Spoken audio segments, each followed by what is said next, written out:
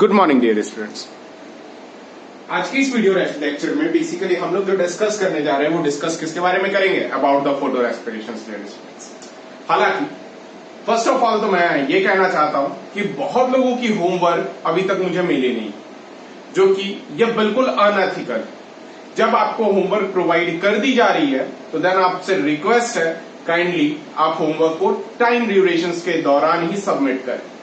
आपको मैंने पहले भी कहा था कि आप होमवर्क तुरंत करें और तुरंत मुझे व्हाट्सएप पर भेजें, लेकिन बहुत कम ही स्टूडेंट ऐसे हैं जिन्होंने ऐसा काम किया है। सो आप समझ सकते हो, मैं फिर से मौका दे रहा हूं, आप जितना जल्दी हो सके व्हाट्सएप पर आंसर को भेजो।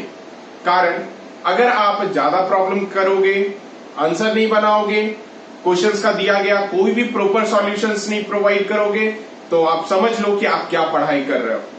अभी मुसीबत के वक्त हम लोग ऑनलाइन क्लासेस में हैं, वरना हम लोग क्लासरूम में ही रहते हैं।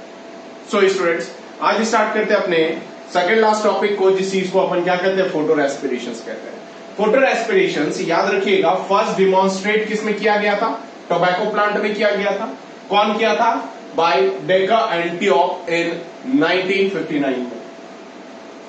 इन्होंने क्या रिपोर्ट किया? It is reported in a large number of plants.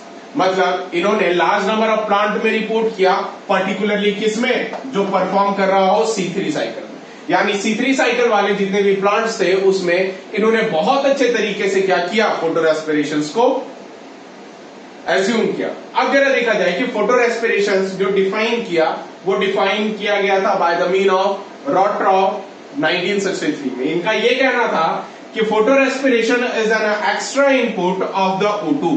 वो क्या चीज है? एक एक्स्ट्रा इनपुट है O2 का, और क्या कर रहा है? Extra release of CO2 by green plant in light. किसमें? ग्रीन प्लांट इन लाइट में, that is photorespiration. Dear student, ये जो प्रोसेस है, ये प्रोसेस सेल के 3 ऑर्गेनल्स के अंदर होता है, that is chloroplast, peroxisomes and the mitochondria. अब जैसे कि ये पूरे इवेंट, आप जरा गौर से देखो, ये पूरा इवेंट कैसा है? साइक्लिक इवेंट है। साइक्लिक के साथ साथ इसका जो दूसरा नाम है वो क्या कहलाता है? फोटोसिंथेटिक कार्बन ऑक्सीडेटिव या फिर PCO साइकिल भी कहलाता है। नाम ध्यान रखिएगा, PCO साइकिल। क्यों? क्योंकि ये साइकिल का नाम बहुत ही ज्यादा इंपॉर्टेंट रहेगा। प्लस फोटो रेस्पिरेशन किसमें होता है? Chloroplast, peroxisomes and the mitochondria. कोई दिक्कत? नेक्स्ट, अब क्या रहा? दैट इज, समझिएगा, RUBP 5 कार्बन का मॉलिक्यूल है ना? बोलो कहो हाँ, बिल्कुल सही बात है।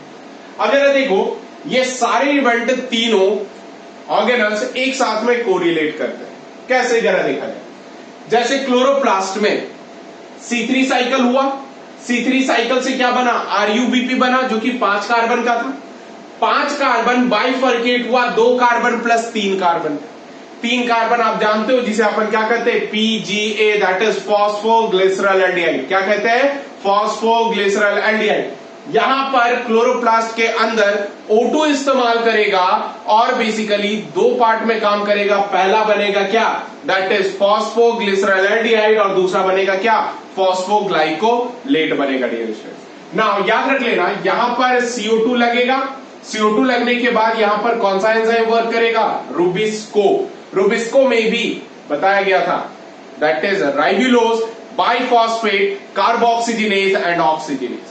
ये ऑक्सीजिनेज बेसिकली O2 के प्रेजेंस में सबसे ज्यादा एक्टिव होता है, और यहां पर देखो O2 प्रेजेंट है तो कौन एक्टिव रहेगा? ऑक्सीजिनेज एक्टिव रहेगा। Now dear students, that is the phosphoglycolate, 2 carbon का। अब फॉस्फेटेज एंजाइम लगा, वाटर यूज हुआ, फॉस्फोरिक एसिड कन्वर्ट हुआ। फॉस्फोरिक एसिड कन्वर्ट होने के बाद ये जो फॉस्फोग्लाइकोलेट था वो सिर्फ किसमें कन्वर्ट हुआ?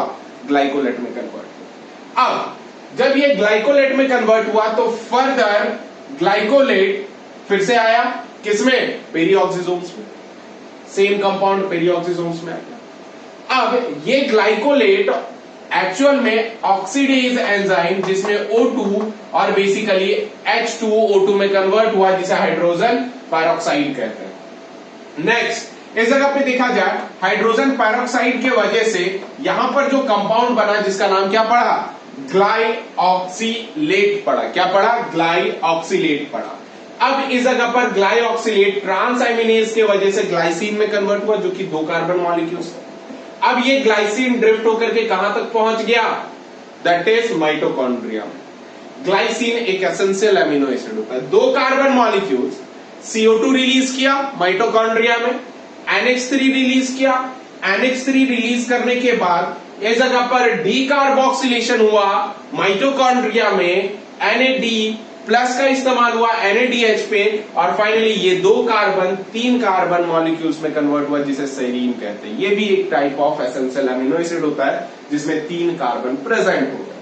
नाउ डियर स्टूडेंट्स, ये सेरीन फिर से किसमें? माइटोकॉन्ड्रिया से ड्रिफ्ट होकर के पेरिऑक्सिसोम्स में एंटर किया। ये सेरीन 3 कार्बन का था।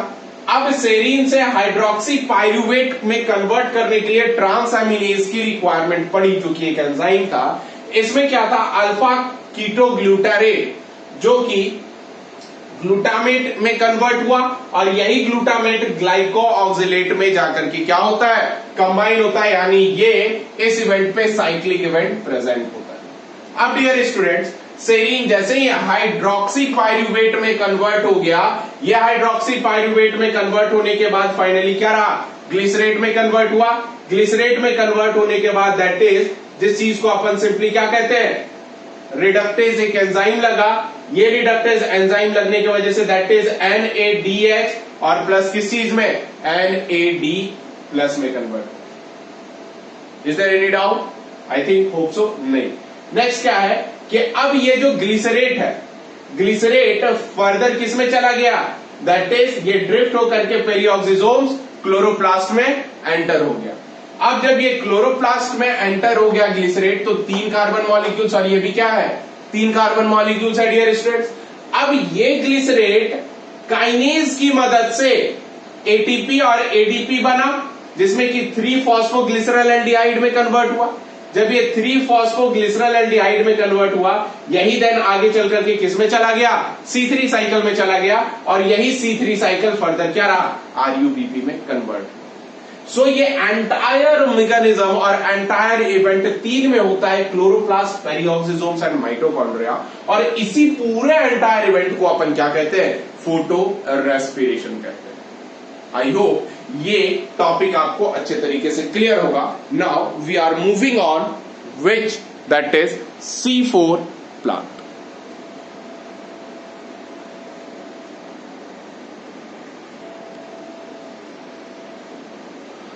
नाउ स्टूडेंट्स, अभी हम लोग बेसिकली जो डिस्कस करेंगे वो डिस्कस करेंगे किसके बारे में? हैच एंड स्लैग पाथवे के बारे में। किसके बारे में? That is Hatch and Slack pathway. ये पाथवे कहता क्या है? पहला, that is commonly known as the C4 cycle. नाम कैसे पड़ा C4 साइकिल? ये सबसे बड़ी इंपॉर्टेंट और सबसे क्रिटिकल टर्म है जो इस टॉपिक में हमें समझना है। थोड़ा वेट अ मिनट। अब जब भी अपन इस पर डिस्कस करेंगे क्या, that is the C4 cycle. C4 cycle basically stand होता है वो भी किस चीज के लिए? तो उसके एनाटॉमी के स्ट्रक्चर्स पे या फिर साइक्लिक बेसिस पे अगर डिस्कस किया जाए। देखिए, पहला दैट इज कॉस्टल एटल 1965 में रैपिडली इन्होंने क्या किया? फोटोसिंथेसाइज किया शुगर केन के लीव्स को, जिसमें इन्होंने ये देखा कि शुगर केन का लीफ जो प्रोड्यूस कर रहा था 4 carbon compound like aspartic acid, malic acid as a result of a CO2 fixation. मतलब CO2 फिक्सेशन के बिहाफ पर वो एस्पेरेटिक एसिड और मैलिक एसिड का फॉर्मेशन कर रहा।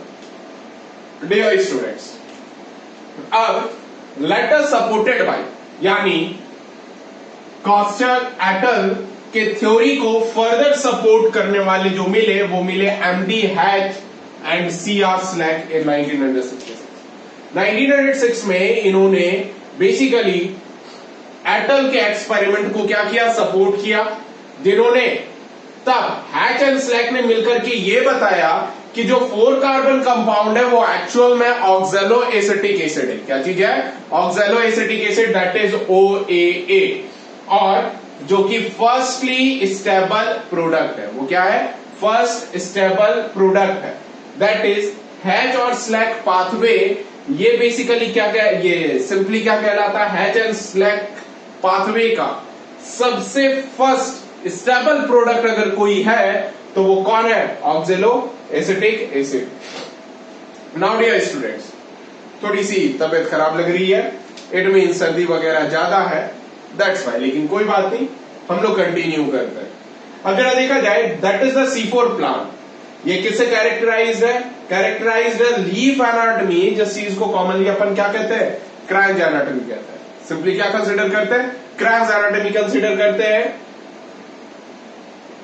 मतलब क्या होता है? दैट इज रीथ और रिंग। सिंपल क्या मतलब होता है इसका? रीथ और रिंग इसका मतलब होता है। नाउ डियर स्टूडेंट्स, अब जैसे कि हम लोगों ने देखा कि क्रैंक्स का मतलब क्या होता है? क्रैंक्स का मतलब होता है रीथ या रिंग कहलाता है। अब जरा आगे देखा जाए कि क्रैंक्स एनाटॉमी में, किसमें? क्रैंक्स एनाटॉमी में क्या होता है कि जो मीजोफिल सेल्स होते हैं ये डिफरेंशिएटेड नहीं होते। हालांकि जब अपन लीफ एनाटॉमी के बारे में डिस्कस करेंगे तो उसमें हम लोग ये देखेंगे कि जो मीजोफिल सेल्स होते हैं ये दो टाइप के टिश्यूज को बियर करते हैं। पहला दैट इज पैलिसेड और दूसरा स्पॉन्जी टिश्यूज बियर करते हैं। जबकि इसमें क्या होता है?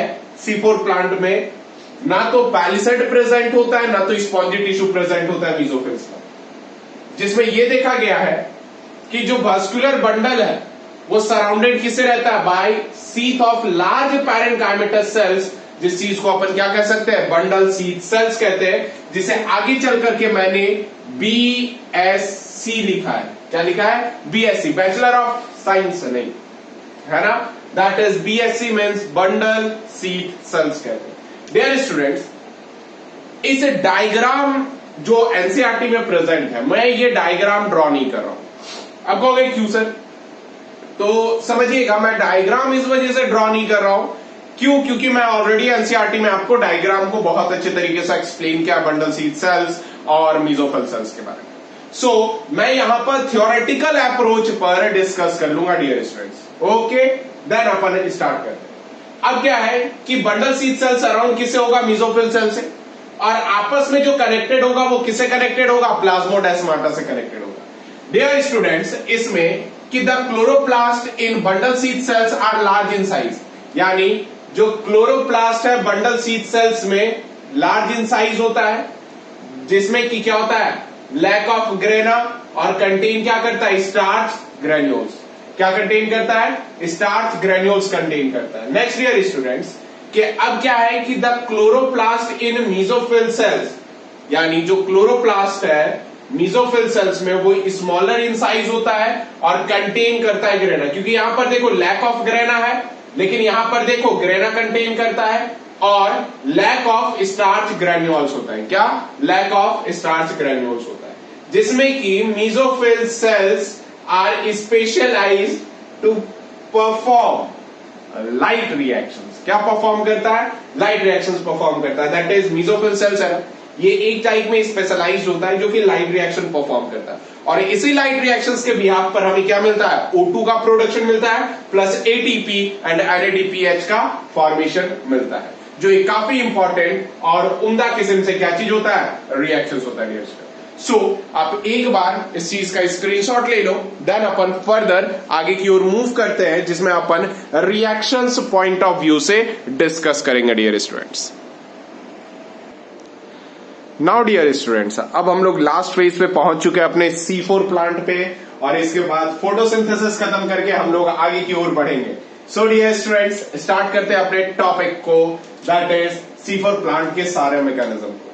हालांकि इसमें क्या होता है कि इन C4 प्लांट दे अकर इन 2 कार्बोक्सिलेशन रिएक्शंस। क्या होता है? 2 कार्बोक्सिलेशन रिएक्शंस होता है, जिसमें कि फर्स्ट होता है मीजोफिल क्लोरोप्लास्ट में, और सेकंड होता है बंडल सीथ क्लोरोप्लास्ट। जैसे कि मीजोफिल में अपना क्लोरोप्लास्ट और बंडल सीथ में अपना क्लोरोप्लास्ट होता है, 2 अलग अलग क्लोरोप्लास्ट होते हैं, तो उसमें हुआ। अब क्या है, ये पूरे C4 साइकिल के लिए टोटल कितने रिक्वायर हुए? 4 फेज रिक्वायर हुए। पहला इनिशियल फिक्सेशन। इनिशियल फिक्सेशन में फॉस्फोइनॉल पाइरुवेट कार्बन डाइऑक्साइड के साथ प्लस वाटर के साथ कंबाइन करके फॉस्फोइनॉल कार्बोक्सिलेज का फॉर्मेशन किया। Phospho enol pyruvate carboxylase enzyme लगा जो ऑक्सैलो एसिटिक एसिड का फॉर्मेशन किया, जो फॉस्फोरिक एसिड का भी फॉर्म किया। नेक्स्ट डियर स्टूडेंट्स, अब क्या oxalo acetic acid NADPH dehydrogenase की वजह से मैलिक एसिड और NADP प्लस का फॉर्मेशन। नाउ डियर स्टूडेंट्स, अब यही ऑक्सैलो एसिटिक एसिड एलेनिन के साथ ट्रांसएमिनेज एंजाइम लगाया और एस्पारेटिक एसिड प्लस पायरुविक एसिड में कन्वर्ट हुआ। ये इनिशियल फिक्सेशन रहा, यानी फर्स्ट स्टेज ऑफ फिक्सेशन जो होगा वो कुछ इस टाइप में होगा। नेक्स्ट अब आता है ट्रांसपोर्ट के बारे में। जैसे कि मैलिक एसिड और एस्पारेटिक एसिड ये ट्रांसलोकेटेड होता है बंडल सीट सेल्स में, जहां पे इट इज डीकार्बोक्सिलेटेड यानी डीएमिनेशन होता है केस ऑफ एस्पारेटिक एसिड, यानी एस्पारेटिक एसिड का डीएमिनेशन होता है और फॉर्म क्या करता है, pyruvate and CO2। Next dear students, अब जो मैलिक एसिड है यहां का, ये malic acid NADP plus enzyme require किया, जिसे हम खास करके मैलिक एंजाइम रिक्वायर करता है, जो पायरुविक एसिड CO2 और NADPH का फॉर्मेशन करता है। Now aspartic acid, next pyruvic acid PA pyruvic acid, transaminase alanine का फॉर्मेशन किया और क्या बनाता है, ऑक्सैलो एसिटिक एसिड बनाता है। Now oxaloacetic acid H3PO4 decarboxylase करके phosphoenolpyruvate plus CO2 plus H2O का क्या करता है, फॉर्मेशन करता है। सो यहां पे देख लेना कि जो फाइनल फिक्सेशन है, फाइनल फिक्सेशन पे CO2 रिलीज होता है किसमें, बंडल सीट सेल्स में, और देन फिक्स किसमें होता है, थ्रू कैल्विन साइकिल में, किसमें, कैल्विन साइकिल में। और हेंस RUBP जो है वो सेकेंडरी और फाइनल एक्सेप्टर किसका है, CO2 इन C4 प्लांट। क्या चीज, CO2 इन C4 प्लांट। नेक्स्ट स्टूडेंट, कि जो रीजनरेशन होता है किसका, फॉस्फोइनॉल पायरुवेट का, यानी पहला इवेंट हो गया, दूसरा, तीसरा और लास्ट इवेंट हुआ, यानी जिसमें कि रीजनरेट हो सकता है। Pyruvic acid, ATP, phosphoric acid, ये रीजनरेट किया फॉस्फोइनॉल पायरुवेट, एडिनोसाइन मोनोफॉस्फेट और इनऑर्गेनिक फॉस्फेट को लेकर। डियर स्टूडेंट्स, यहां पर एक चीज समझना, ठीक है, यहां पर जो एंजाइम लगेगा दैट इज फॉस्फोपायरुवेट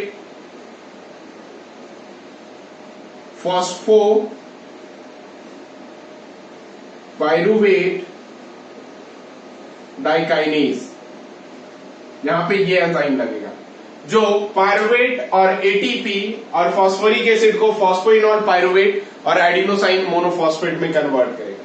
डियर स्टूडेंट, अब क्या है कि पूरे ओवरऑल साइकिल के लिए जो सबसे इंपॉर्टेंट कीवर्ड्स है वो ये है कि अगर एक ग्लूकोज मॉलिक्यूल का फॉर्मेशन करना हो तो हमें 30 ATP प्लस 12 NADPH रिक्वायर होगा। ये मोस्ट इंपॉर्टेंट है जिसे आपको क्या करना है, लर्न करके रखना है डियर स्टूडेंट्स। सो हमारा जो भी टॉपिक था C4 प्लांट के रिगार्डिंग वो सब कुछ ऑटोमेटिक क्या हो चुके हैं, कंप्लीट हो चुके हैं। यानी अब हम लोग कह सकते हैं कि अपना C4 प्लांट खत्म, यानी photosynthesis almost done. Photosynthesis complete हो चुका है। कल के साथ यानी इस लेक्चर के बाद भी आप एक लेक्चर और अपलोड होगा, वो लेक्चर आपका किस चीज का रहेगा, वो लेक्चर आपका रहेगा NCERT का, that is factor affecting photosynthesis, जो ऑलरेडी हम लोगों ने क्या कर लिया, डिस्कस कर लिया डियर स्टूडेंट्स। सो स्टूडेंट्स, अब यहीं तक, और हम लोग जल्द मिलते हैं अपने न्यू टॉपिक पे जिसका नाम क्या चीज है, that name is commonly known as the recipe in plant. So dear students, मिलते हैं अब अपने नेक्स्ट टॉपिक पे जिस पे हम लोग फर्दर बहुत ही इंटरेस्टिंग कॉन्सेप्ट वगैरह क्या करेंगे, डिस्कस करेंगे। सो स्टूडेंट्स, उस समय तक उससे पहले आप सारी चीज को अच्छे तरीके से रिवाइज कर लेना एज सुन एज पॉसिबल, जितना ज्यादा पॉसिबल हो सके, ये सब है ना। सो डियर स्टूडेंट्स, मिलते हैं अब अपने नेक्स्ट वीडियो लेक्चर्स के साथ। तब तक के लिए stay safe, stay healthy and thank you for watching.